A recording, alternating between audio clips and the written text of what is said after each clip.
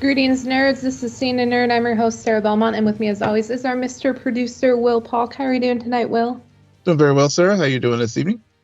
I'm doing fine. You know, we're having a heat wave right now. It's 40 above. And it's fascinating.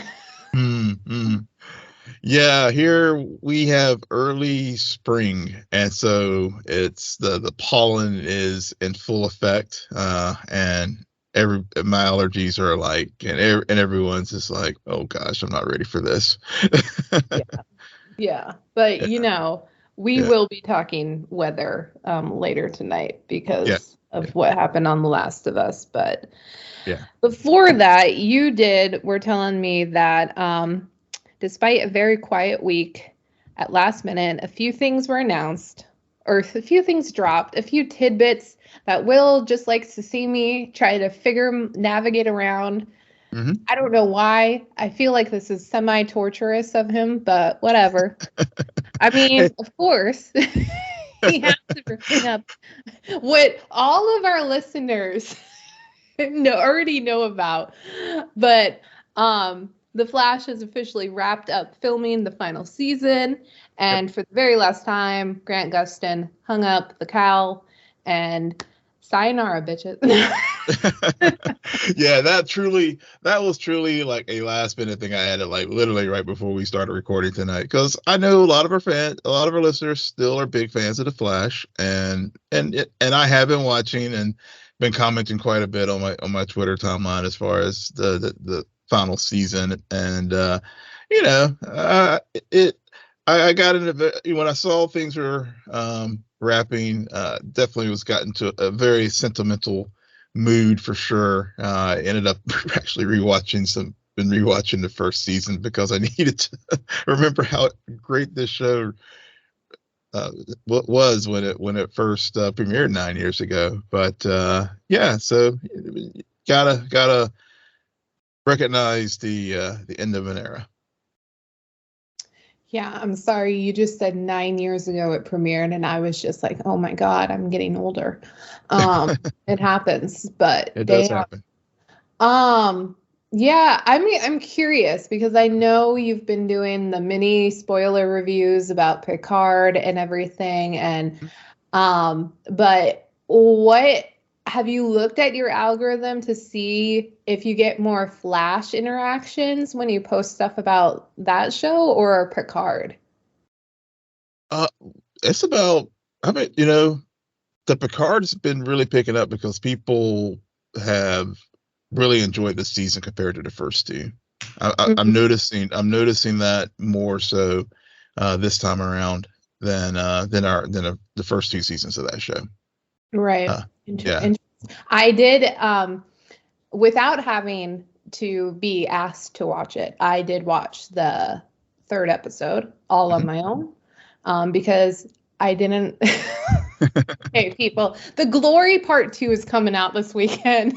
I am so excited, but that's going to be a binge and then probably a re-binge. So I don't know, but I did watch it. Now, all I really remember is like a few faint details about it, but I did watch it. I did observe it. It's doing fine.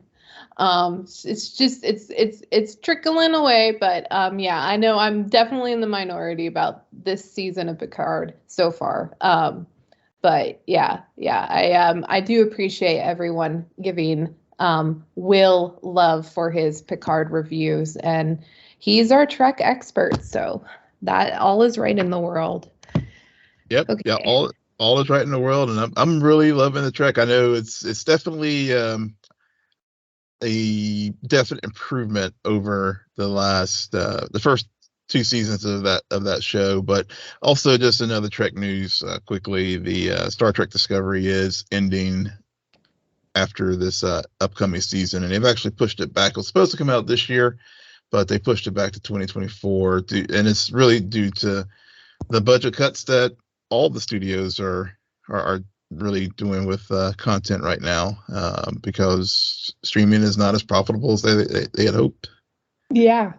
So all of us lazy viewers who are reluctant lazy to go to the subscribers. cinemas, Yep. reluctant to buy things. Yeah. We'll just wait for it to drop on streaming. Yeah, we're all to blame here. Yeah, you subscribe, and then as soon as the season's over, you just Yep. unsubscribe. So Yep, I've done that. Man. But lately my subscriptions have been keeping on because when one show wraps, another begins, and that's the way you got to plot them. Yep. But why you should have stopped me when I was saying all is right in the world, because all is not right in the world, because just when we get some good news about the Born Again series, it's taken away from me once again. And you know what I'm talking about, because it was announced that Jon Bernthal will return to play the Punisher in the Born Again series. Great, fantastic. Him and Charlie Cox, great chemistry. You know who he has better chemistry with? Okay? Deborah Ann Woll. Okay? Eldon Hansen, love him, whatever. Don't care about Foggy right now, okay? What the fuck? As soon as I saw that today, I was just I immediately thought of you, and also our friend Carrie as well, because I know you guys love you some Karen Page. No, it's not even Karen, because honestly I hated her in first season. It's when Karen is with Frank, okay? There is something very magical, and I am not necessarily a completionist, okay? I think we've had this talk before. I still have yet to watch the last episode of Mr. Robot. But when it comes to my love triangles, my love ships, you better give me some sort of ending. Right now, that ship, it's inconclusive, and I don't like it. I don't like living in this world with inclusive. If she's going to be with Matt, let her be with Matt. But if you keep dangling this carrot, I did watch Punisher season 2. It was not as good as Punisher season 1, but I did watch it. Mm-hmm. And I did watch Daredevil season 3. All the signs were there, people. Yeah. So I'm just, I feel like this is a ploy, because in some way I'm like, there's still hope. That's why, as of now, I mean, anything can happen, right? Because a while ago I thought they were saying, oh no, Jon Bernthal isn't coming back as Punisher. Right. And I was like, oh, whatever, it's okay. We got She-Devil, happening somewhere in some Wattpad or Wattpad. I forget what it's called. Yeah. You guys know. You guys know what I'm talking about. Now let me ask you this. Because at least in the Hollywood Reporter article that reported this news today, it was open-ended right now, whether they are writing these characters out altogether or possibly have a recast. If they were to recast, nope. It's here's why a recast in this instance would not work. Okay. Why not recast Daredevil?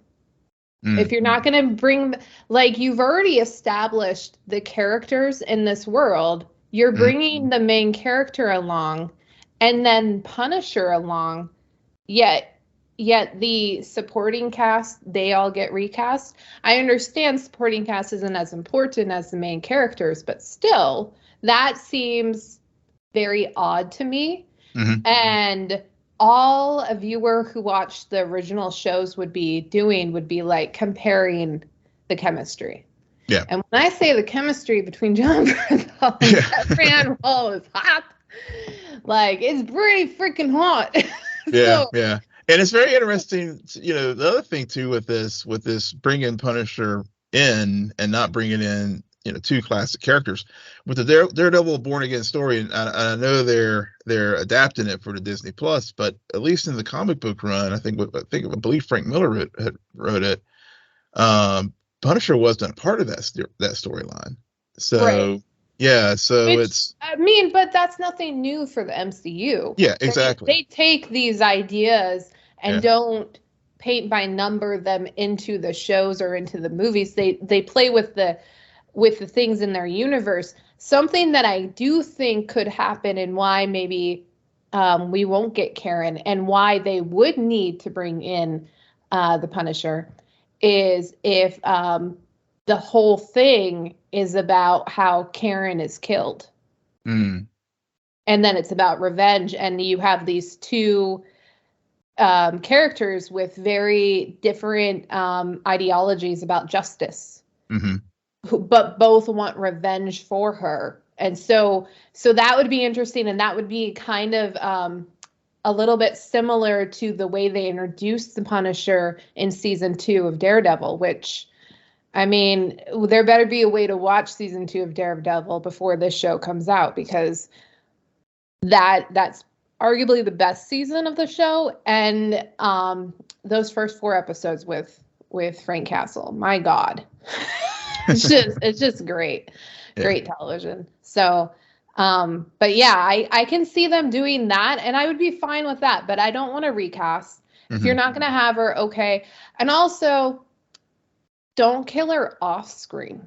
Better not do any bullshit like that. No, we need to, like, if that's going to be the motivating factor for not 1 but 2 characters, then yeah, we have to remember what their relationships were, and then have it taken away from us. You know, Last of Us style. Yeah. Oh man, but yeah, so we'll see. You know, because by the point this series drops, Will, you might be burnt out again on the MCU. Yeah, it might. Yeah, well, it's coming in 2024, I believe. So no, yeah, it's right around the corner. It's right around the corner. But yeah, but it's going to be a massive. I mean, it's like traditional episode count. I mean, it's like 18 episodes, so it's going to be a pretty epic thing for fans who've been wishing for Charlie Cox to return as Daredevil. Yeah, and now Jon Bernthal to return as Punisher. So yeah. You know, I was thinking over the weekend. I was thinking about you and your love-hate relationship with MCU, and I have come to the conclusion that I have yet to be burnt out by the MCU. But I am so burnt out by Star Wars. I don't know what it is. I understand Andor dropped like 4 months ago, 3 months ago. It's been a bit, but now that we're right back into Mandalorian, I'm just like, oh my God, I need a break from being in the space. Maybe it's because we're watching Picard right now at the same time. It's a lot of space thing happening. But yeah, and so to end the news segment, before we get into Mandalorian discussion, if you haven't already guessed what my opinions are, Will does want to always bring up a director who I love to bash for some weird reason. But the on again, off again Star Wars Rogue Squadron movie from Patty Jenkins is no longer in development, as well as the Kevin Feige Star Wars project. And maybe Will, it's also has something to do with like their project announcements and developments and directors and all of that. Very similar to the hate relationship I have with the DCEU. and a lot of the decisions Warner Brother makes. Yeah. So maybe it's a coincidence. I don't think so. But yeah. I'm not surprised. Yeah. Well, I know it is true. I mean, this thing with Star Wars Rogue Squadron, speaking of DC, it did creep its head over there with whether or not Wonder Woman 3 was going to be made, and the whole drama with whether or not James Gunn and Peter Safran remove Patty from that film, and all the things going on with that in the DCEU and DCU. But yeah, this is one of those things where that this had a grand announcement at one of the D23 expos. I guess during the pandemic right before the pandemic, where we got this announcement, and then and it just sort of languished for a while. Like, really, I guess it was during one of like the Star Wars days. I just remember her pulling a Top Gun move. Yeah. Yeah, I totally, and it was all video captured. So it was like one of the Comic-Con Star Wars Day things, or whatever you want to call it. Yeah, but yeah, so they had the big announcement, and then there was also a lot of rumblings about Kevin Feige and I guess Michael Waldron, who is one of the script writers for the Doctor Strange and the Multiverse of Madness, and I think he's also going to be writing one of the upcoming Avengers, maybe Secret Wars, in Phase 5 and 6. So yeah, so Feige was, there's been this thing about Feige being a part of coming over to Lucasfilms and possibly being a successor to Kathleen Kennedy and all that, but I guess Disney was like, no, Kevin, you just got to make sure you keep the train running well with the MCU. So they tabled that, but that being said, Taika Waititi has talked about doing a Star Wars film, and looks like his film could still be developed for 2025 because there is a spot for a Star Wars film that in that year. And not only would he develop it, but also possibly star in it, like he did Jojo Rabbit. And then there's also another project that could happen from director Shireen Odabai Chinoy. She maybe, I know Daniel Lindelof was talking about writing a script, and she could possibly be the director for that script that Lindelof is been talking about writing. So there's, but the thing is, Star Wars, as far as the movie universe, ended not so well with Rise of Skywalker. Maybe that was sort of the thing that kind of kicked off your feelings about the franchise, like how I have felt recently with the MCU. It's just was very underwhelming, and so maybe. I actually don't think that's what it was, because I remember being in the minority where I came out of that movie and was like, it was a popcorn film. It's perfectly I know it was goofy. It's probably really lame. For some reason, I just watched the movie and took it for what it was. Yeah. Sometimes I can do that, and sometimes I can't.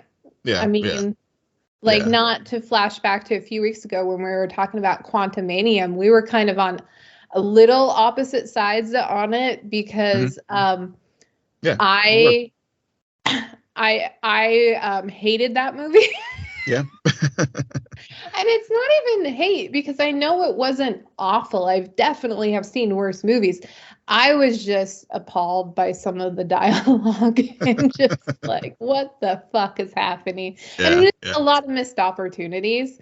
And the fact that barely anybody in my theater was laughing, like, said a lot to me. If I had a theater where a lot of people were laughing and I wasn't, I would definitely say that and be like, okay, so it did work for some people. But when I had like nobody, I was like, okay, something is off. That's true. It didn't work in my theater, but to be honest, when I think about maybe a handful, but nothing comparative than what they were probably hoping for. Even though I know the tone was a little bit different, but again, getting back to Star Wars, I mean, at the end of the day, I think maybe they're just they know that let's just focus on the TV universe. Star Wars Celebration is coming up in London. I think next month, and so there's like at least 4 projects that they'll be talking about there with Ashoka, and 3 other series that will be premiering on Disney Plus. So I think they're just Andor season 2 is in production right now. So they're doing well on the TV streaming side. So I guess maybe if they take their time to get the right projects for the next film series, I'm okay with that. Right. Yeah, definitely. And speaking about the TV side, let's finally talk about the premiere of Mandalorian season 3. Will, what are your thoughts about this start of the 3rd season? So my overall, I enjoyed the episode. It was the title was The Apostate. It picks up after the events. Well, after the events of Book of Boba Fett, which we did recommend to folks last week to go listen to our recaps of Boba Fett, even though we both struggled to get through that series. At least watched the Mandalorian, Mando, Din Djarin, 2.5 portions of that series.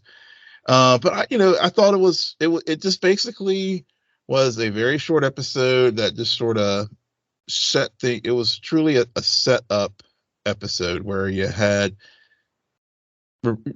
reminders as far as like pulling back some things, as we were talking before the show today, things from season 1.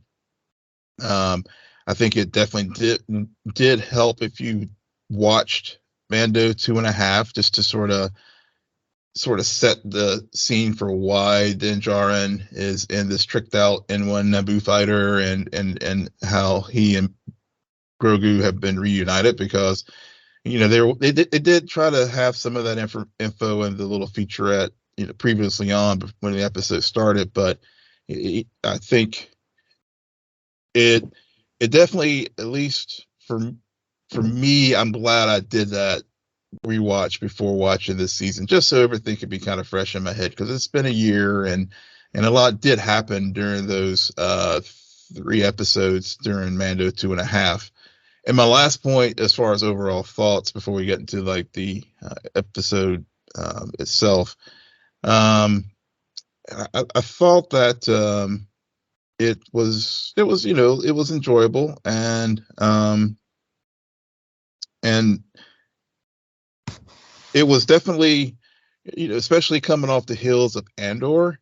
While it was enjoyable, it was definitely closer to the pew pew pew, popcorn elements of Star Wars that people really enjoy, versus the more deeper grounded series that Andor was. So I will say, when I first started watching it, with Andor still so fresh in my head, and that more grounded nature of that series, it did take me a moment to sort of get back into the I guess the funner side elements of Star Wars with the start of this 3rd season. Yeah. Essentially what happens is there's 3 giant set pieces that occur within the span of 30 minutes. So that takes up probably about 20 to 15 minutes of your show.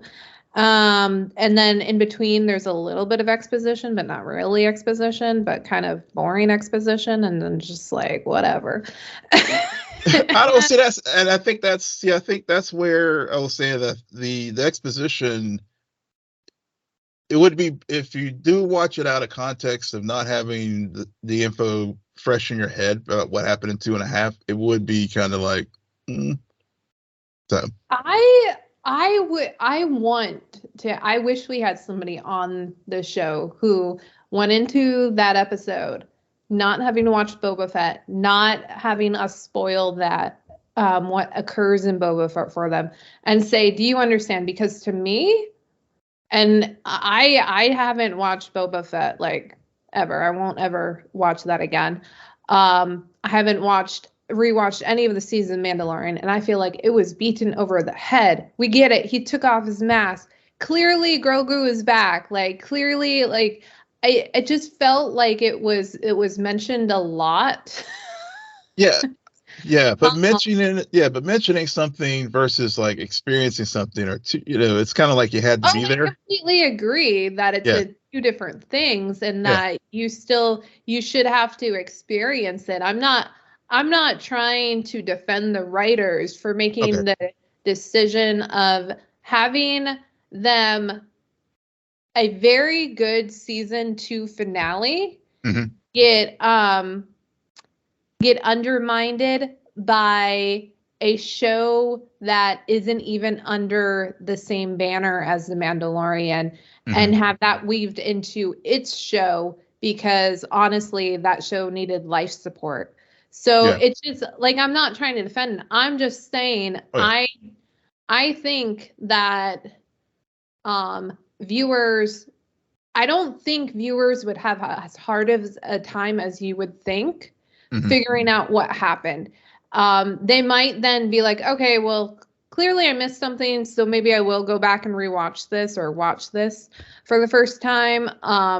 If I felt like I needed, or I would just cheat and look it up on YouTube, just figure out what to see it. But yeah, I think you raised a good point though towards the end about how this show, before Andor, it had a lot more grounded elements. But this to come off of Andor and to start it with this first episode being so short, very directed towards kids, in my opinion. It had puppets, guys. There were a lot of puppets that I forgot about and I was reminded about when I was listening to people talk about the show. And there was puppets and there was it was a lot of action. And I'm sorry, we're in the season of Pedrocast Pascal. And I see Pedro Pascal on screen every week now, right at the moment, like just slaying it with the dialogue, slaying it with the human emotion. And then you put him in a mask and it kind of makes me mad. Like, take off your helmet again, sir, because I want to see you break down again. But see, that's just it. For me, having with the juxtaposition of Mando and Din Djarin and Joel, it actually heightens my appreciation for him and the work that he does with his voice and his body movements as Din Djarin with his head covered. It actually the scenes with Din and Grogu actually resonated more with me now, because he already has, he's cornered the market on the protector dad actor, but whether it's in a mask or whether he is roughing it out as Joel, that performance, that his acting really just shines even through. I mean, it did before, and that's why that's clearly why this show has like resonated with folks, The Mandalorian, that is, for the last 2.5 seasons, because of just his sheer mannerisms and his sheer just personality and everything, even coming through that mask. And I get your point about the facial acting, because every week it's like a masterclass in face acting on The Last of Us. Right. But yeah. Well, my point about the mask aside, like at the end of the day, I just don't think he's given the dialogue. Oh yeah. That it's night and day, and maybe that's what irritates me, is that I felt like. And I don't know how many times I have to repeat this. I don't rewatch these shows, and I come in very like, Will told me maybe 2 things at one point. I don't rewatch the trailers, and yet everyone. We even saw Bo-Katan this episode, and at first I was like, okay, let me remember. Okay, that's it. She wanted the Darksaber. He took it. He ended up getting it. She can't have it. So it seemed like everything made sense of where people were. Yeah. And I don't know. I just felt very much like I need a second episode, because this feels very unfulfilled. Yeah. Like it doesn't feel like the start. It feels like a half start. Yeah. And it's not, I'm not saying that I want it to be longer, because if this is all they want to do for that first episode, then I'm like, okay, make it as short as you want. Yeah. And I would agree with you there. I think, like as we were discussing before we started recording it, I think they would have been better served to have dropped the first 2 episodes, just to like, because especially from what I've heard as far as people who have had the opportunity to watch screeners for the first 2 episodes, that how they complement one another.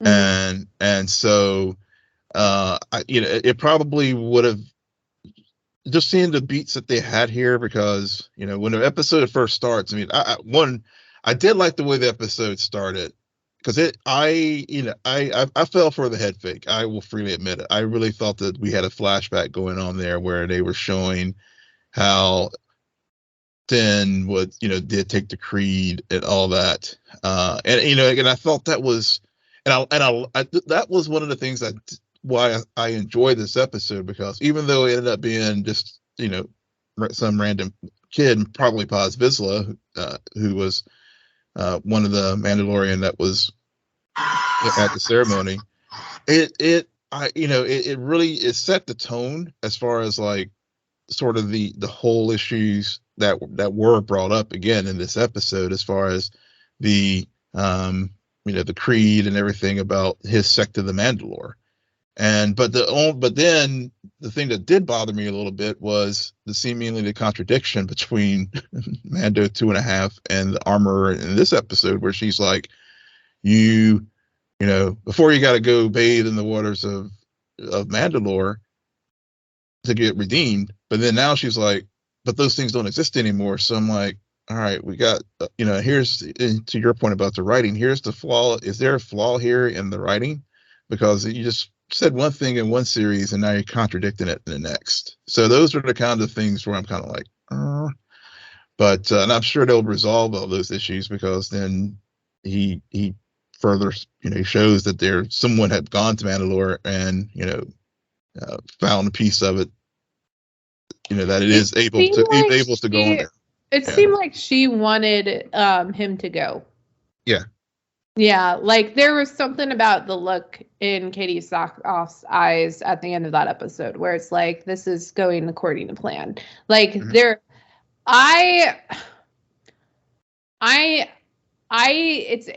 interesting to me that despite her clearly being deflated about everything in the whole situation, they still present her on a throne in a Mandalorian castle.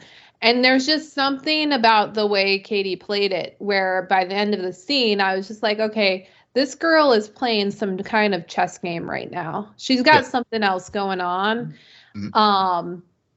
And she's just moving him to where he needs to be, because she's going to get that saber eventually. In her mind, in the game that she's playing. So, and I heard some interesting theories about how Grogu turned his back on becoming a Jedi, giving up something he was like born to be, but his love for Mando, he had to give it up. He couldn't have both. Yeah, and so I heard a theory about how this season will be about how Mando realizes that when he took off that helmet, it wasn't just like he broke the creed, but clearly his love for Grogu outweighed his loyalty to this. It's almost a religion, like this fellowship. And so he might eventually realize that and then give it up again. Which I don't know how to feel about that, because one of my biggest gripes for all 3 seasons of Mandalorian has been that they tap dance around really getting into Mandalorian lore. And every time they kind of briefly graze it, I'm like, ooh, that's interesting. That's new. I'm sick of this Jedi shit. Explore some interesting lore. But then they swerve. And so I hope that we do get that more executed this season, which I think they will, but never surprises me when writers go in a completely opposite direction. I think that, I mean, they're going to get deep in into the Mandalorian religion set and all. I mean, they're setting so many things up. I mean, they're in with, I think with the side quest, it's sort of, it's a little bit of padding, just to set, we'll see in the second episode when he goes off on the side quest to get the chip for IG-11. But I think you're right about I see the point there with the theory with Bo-Katan, and also, I mean, this show is leaning heavily into Rebels, which Filoni was showrunner for, and there was there was some critical events that happened on Mandalore before the Great Purge that's been referenced in this series. With Sabine Wren and Bo-Katan and the Darksaber and stuff, as far as Civil War. So I think all those elements are coming into full circle here post battle of Endor in the New Republic. So I think that that theory that you've heard, I mean, I can see where that will come into play, and where then either Din Djarin will blend the two sects of the Mandalore into maybe a new way, because clearly you had he even points it out to Bo-Katan. On the one hand, you're like poking fun at all of us with our silly creed, but on the other hand, you're following, you can't have a bunch of followers because you don't have the magic sword. So which is it? Mm-hmm. So I think, like that theory that you heard, I mean, I think this is possibly that third way that if Din Djarin comes out on top of all the between these competing sects of Mandalore, he will be the one to be able to reconcile the two. Mm-hmm. Right. All right. On that note, let's head over to The Last of Us. Yeah, let's do that. Let's do that. All right, Will. So, yeah. What did you think of David? Wow. So this episode was just, talk about, like, we were saying about contradictions in the Mandalorian. This one was full of juxtapositions, and David was, as soon as I saw him on the screen, and I just knew that I got creepy vibes from him from the get. Right. I did. It was just, whenever we were first introduced to him, and he's there with James, and we're starting in the steakhouse there / church / community hall. I was just like, oh, I see where this is going. The cult aspects were just oozing off of the screen whenever things started out. So it was just for me, it was like, where is this going to go into our overall story, and it went where I thought it was going to go. Right. Yeah. My one, I was a bit annoyed at first because when the episode started, because I was like, shit, Troy Baker isn't playing David. And I thought, I was like, last week, I was like, ooh, if he's playing David, that would be interesting. And here's why. In the game, David is voiced by Nolan North, who plays the main character in the Uncharted series, Nathan Drake, who voices him in the Uncharted series. And in the fourth Uncharted game, Troy Baker voices his brother in the game. Okay. And so one of the things that when I was getting into the story that I watched Troy Baker watch Nolan North play through the game for the very first time. And I thought that would be so interesting to, like, take the actor who played Joel or the voice actor who played Joel in the game and put him in David, because David's like he's that like how do I put this? I don't want to say he's the ultimate big bad, but he's like that like last yeah, whatever. David is David. Yeah, he's the master manipulator, gaslighter. Yeah, I mean, yeah. He and he's wonderfully played by this actor. I really would have liked that like switcheroo they did with the voice actors, but whatever. So you said that it went exactly the way that you thought it would. My question then is, at what point did you realize they were eating other people? Now that, so I didn't, the cannibalism aspect, that one, I guess it was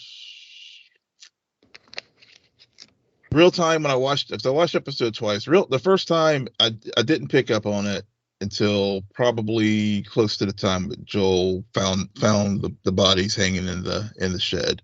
Oh, really? Well, let's see. No. Let's see. Ellie saw the ear in the cage. That's when I realized that was going on. But wow. Yeah. I'm surprised because so what did you think then about that moment when they bring the meat in to the kitchen and the cook asks, well, what is it? And then it's venison. But they hadn't brought the deer back. Yeah, I was under the impression that they had brought the deer back. Okay. Yeah, because they did it was clearly at night, and I think this is fascinating just because you watched the episode exactly the way the writers wanted to. So like you not picking up on the cues is a great thing. And I only knew about it because I know the story. Right. And so it was very much, I was like, oh my God, I was thinking to myself, are they telegraphing it? Are they? But no, they did a very good job, which is great because for me, even though I knew it, I did think that overall the episode was done very well because it was probably arguably one of the, if not one of the best episodes that is paced. Because you really do feel like you know something's wrong, but you can't put your finger on it. Yep. And at the same time, you know the clock is ticking with Joel. You know, like they put you in this situation where you do feel like Ellie, where you're like, you're helpless and you need someone. And that's why the manipulation that comes with David and comes with this little group, is so fascinating to watch unfold. And just because, because I tell you, because I mean, like you nailed it perfectly. What you just said there, I knew something was off. Right. And the thing that I was, the thing where the pedophile aspect and all that was where, whenever he was interacting with the what was her name? I think Hannah, the young girl. Yeah. Whenever they were mourning her father's death, that was the angle. I was like, oh yeah, so he's got something going on with this kid. The first scene or the second scene? The first scene. The first scene. Interesting. Yeah, I didn't pick up on the pedophile then. Just because he was never interested in her. Like he's not, he was interested in Ellie for a very different reason. And Ellie could have, in my opinion, Ellie could have been of age. He still would have been attracted to her. Yes, he would have. Yeah. It was her personality, because he basically, I mean, it was this, again, he's the master manipulator. He's the alpha. He has all these sheep around, and he could just prey on them. I mean, that's how James, Troy Baker's character, just like when they had the whole conversation out there at the beginning about I sense faith, I sense doubt and in your faith. And even though James is like, on the one hand, he's like, I know this guy's like fucked up and he's weird and stuff, but he's such but just like any abuser or gaslighter, they know what buttons to push and to keep you under their control. Right. I actually, kind of funny, had Troy Baker on this week, and he talked. Will, you're still not allowed to listen to it because they do give away season 2 spoilers. Yeah, I don't listen to them because of that. So, but he talked about how with his approach to that character is that he was trying at all odds to maintain as much of a moral upper hand because he knew what was going on. But he wanted to maintain the moral upper hand, and that's why he didn't right away shoot Ellie. Because when he was going to, like, at first he sees her as the enemy, but then right when he has his opportunity, he realizes this is a little kid. Yeah. And if he does that, then he's just as bad as David. Yeah, and I think he alludes to that too in the official companion piece. On that they have as well. As far as speaking of Troy Baker's character, especially on the second rewatch, whenever they are having the big feast and they are whenever that the look on now going in whenever he does that look away during the big while everybody else and the sounds of that scene especially like hits even harder when you realize like they're eating people. That's why I was like, are they telegraphing this? No. So that's no. I know because the way they have structured the episode, with the literal cold open, right? And how brutal that condition is, and then and I was saying before how this is like an episode of juxtapositions because 2 episodes prior you have Jackson, which is like a functioning society. Whereas you have this resort town that, when they came upon it probably in the spring, it was like, this is beautiful. But then they weren't prepared for this winter. And then how the whole conversation with the food and the rashes and everything else. So it hits, it hits harder for me on a second watch, even though, when you hear it, what it actually is. And Troy Baker did a great job there as James playing that like and then that pause was just like everything. Right. That 2 things on what you just said. Troy Baker said to Kind of Funny that scene was actually cut down and it went on longer, and but they were worried about it being too clear that like he clearly doesn't want to eat that because he knows what it is. So they had to cut out some other things that they did, and I'm like now thinking to myself, I want to see the director's cut because I want to understand more, because there were some interesting choices Troy Baker and another actor did in that moment. And to go back to your point about the cold, it took me pretty much all episode to realize, not to realize, how should I start this? So for those who haven't played the game, and don't know much about it other than what we've seen so far, which is pretty much the gist of it, the weather actually plays a very important role in terms of setting, because if I recall correctly, a lot of the chapters, a few chapters begin with like summer, fall, winter, spring, like to move you through this journey that we're on. And this episode, more so than any of the others, you really feel that, but you really see it both visually and you feel it on purpose. And I think to myself, coming from someone who's 9+ months of the year surrounded by cold, snow. So I understand it and it doesn't scare me, but it's often it can be 20 below, but the sun is out clear skies, and you're just looking outside your window like, oh my God, I can go outside. No, you can't. It's 20 below. Like it's there is something very, when it's a clear sky day in the winter, that is very misleading. And you want to trust it. You want to be like, oh, we'll be perfectly fine, but you can't. And I think that's why, in terms of setting, like they really, it really elevated this episode. And it's not because it wasn't winter in the game as well. Like, I'm not saying that at all. It really was.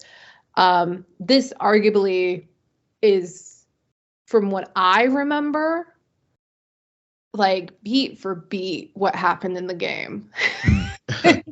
Like, and the choices they made of stuff to cut out is because they are telling the format difference. Yeah. And I love that. And I think that I think in the hands of other showrunners, or of people who are just wanting to capitalize on a game's success rather than its story, would have made different choices. And the wrong choices. Yeah, completely agree. Right. Because there are a handful of like big gameplay moments that occurred throughout these 9 episodes in the game, but they're not in the show, because you take those out and you replace them with character moments. You replace them with expanding upon these characters who you know are going to die. You're just going to deal with for 1 episode, but still to really to understand Joel and Ellie, you need these characters. Like, that's the other thing that I keep loving about this show, is that everyone they encounter is fascinating on their own, but why I don't fall asleep while they're talking, or I don't care about their scenes, is because I know that they are shining a light on a characteristic of Ellie, on a characteristic of Joel, or on a characteristic of their relationship that is important in terms of the overall story.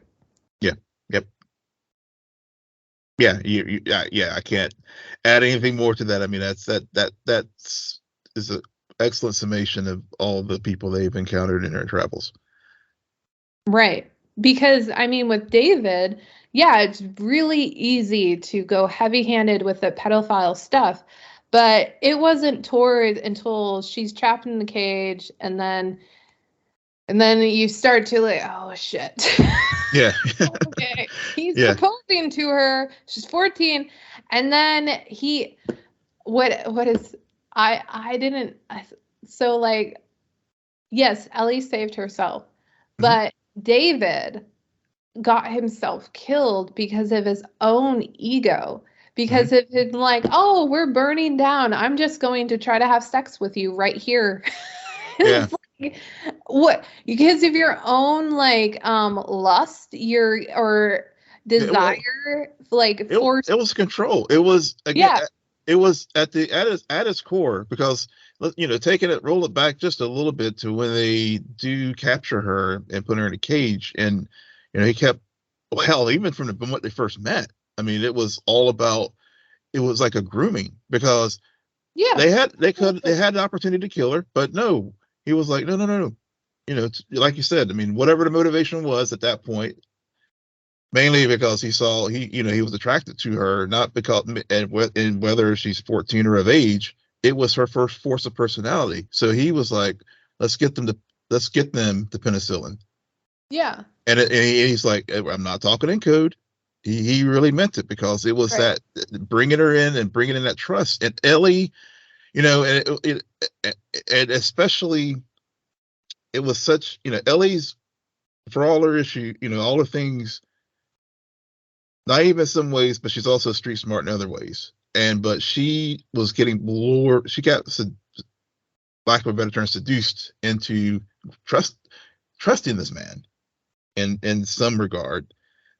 And because he was like, you know, because at that point she was just like, I gotta help Joel, you know, she took on the Joel. She took on the Joel role of being the protector, and I got to get this. I got to figure out a way to get Joel healthy, right? Save his life, right? So and as the episode progresses, until they're in the cage, she's in the cage, and then he keeps asking her name and stuff, and then he just continued to gaslight until that, and he thought he finally succeeded until she the Ellie smarts or whatever kicks in, and she breaks his finger. And I love that moment where she's like, "Oh my God, we go back. I want to break your fucking finger." So that's when it when she saw the ear and everything else, she got snapped back into reality and realized oh, fight or flight. I got to get out of this situation. She was trying to get out from the moment she woke up in that thing. Yeah.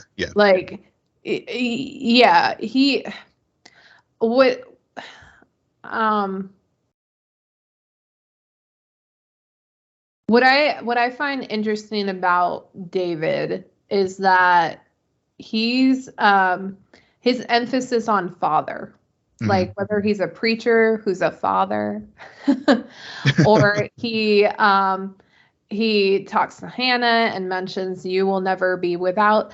He sees these people, these kids, as being fatherless, and he wants, as a form of control, as you said, he wants to fill that void. So he has to make sure that Ellie is fatherless so that he can fill that void, because she needs someone. And I think this episode is beautifully titled too, is because and that's I don't think Ellie is naive. I think she's clearly in a desperate situation. Yeah. And that's what he sees, an animal cornered. Yeah. Which is another word that is tossed around a lot, and then also visually thrown.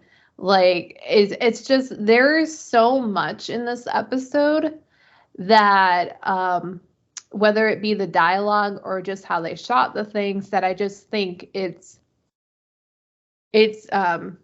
perfect. It's this weird, lovely mix of horror and suspense, and also just desperation and survival at its core. I mean, we got a full Ellie going Carrie moment. And oh man, especially from that moment forward, I say this probably every week, but I don't understand how much, this is the first time I truly looked at Ellie and was just like, why do you even look or looked at Bella and was like, why do you even look like Ashley Johnson? It's just uncanny to me, the fact that both of these actresses played this role. And yet I'm just like, I don't know which one's better. It's the same. It's just Ellie. And not to say that it's not similar to Joel. It's just different. There's still something about it where I'm like, no, this is still Pedro Pascal's version of Joel. And then there's a version from the game. I don't know why, or I haven't figured out how to articulate why that is, but there's just something uncanny about Bella being able to not have seen. And they brought this up during the after show podcast too, about especially the scene you were talking about before. I'm the girl who bit your fucking finger off or broke your finger. Both of the actors had never watched the game and were reading the script and like, okay, what's going on here? What's happening? And then they had to have it broken down for them. And yet I remember that scene from the game and I'm like, oh my God. It's I saw I watched the cut scene from that, and it really is. But I think it gets to the writing. And what we were talking about earlier this episode, like with Star Wars and Mandalorian and Andor, it's the writing and trust of the performer. I think, whether it was Ashley Johnson in the game or Bella Ramsey here in the show. But also, I think as a viewer, and especially with the writing, it's an honesty where they aren't like that. The scene where he tries to rape Ellie, Mm-hmm. It's a very difficult scene to watch. Mm-hmm. But I never felt like it was like exploitive. No. And it goes it goes to how it was written, how it was shot. It was, it just like, and then her reaction to it. And it also wasn't gore for gore's sake. Like, they didn't show what his face looked at like afterwards. They didn't.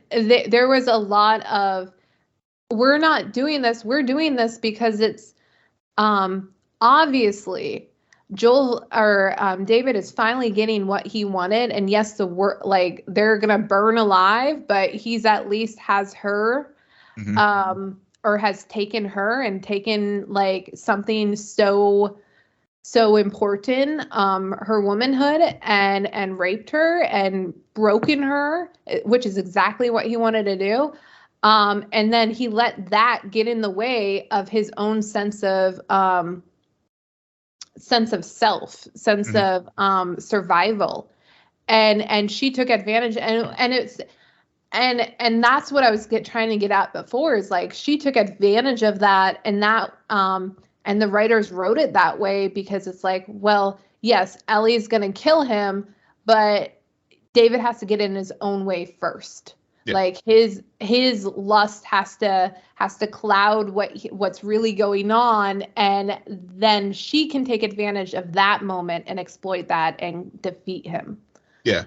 And one thing that they did change from the game to, to live action is it was it wasn't Joel coming in to save her like in the game. It was, she saved, like you said, she took advantage of his moment of distraction or whatever you want to call it, and extricated herself from that situation. Right. And which was a very empowering thing. Mm-hmm. Absolutely. And it just dawned on me that a few episodes ago, I don't know if you remember this episode, Will, but do the names Sam and Henry sound familiar? Don't get me crying. She says her biggest fear is to be alone. Mm-hmm. And arguably, Ellie has never felt more alone than in this episode. Yep. And David sees that, and that's how David is able to like just even get that opportunity to put her in that cage. Oh my God, the whole metaphor is happening. Yeah. But and so you, like, as a viewer, you're just like, yeah, her almost getting raped, awful, but the vengeance, I don't know, there's just something very gratifying about how this episode played out. And to go back to the baby girl moment, the fact, you're absolutely right, the fact that it wasn't Joel, Ellie saved herself, Ellie saved Joel, but then Joel is able to put, hold her in his arms, and as if she's woken up from a nightmare. Yeah. Been like, you're all right. I am here. We are together. Mm-hmm. We are leaving this town. Like, it's over. It's done. Yeah. And just says, baby girl, it's okay. Like, yeah. And like, that was and the true father is there. Like, yeah, totally. Yeah, that was just a beautiful moment for, one, he pulls her back because she was, because when he, it's good that she didn't still have that machete, that cleaver in her hands when he first comes up on her, because she is still like, it's like full on survival. It's like, I got to get out of this. but you're right. He pulls her back, and he's like, and the first time in 20 years for him, he feels like, that all those emotions and all the things that he was holding back, he now, he's free to open up his heart again, fully open up his heart and help Ellie out. She's pulled back from the rage that she had and just, and all the pent up everything and pulled back into, the present. And it was just a beautiful, this is just a beautiful scene. Yeah.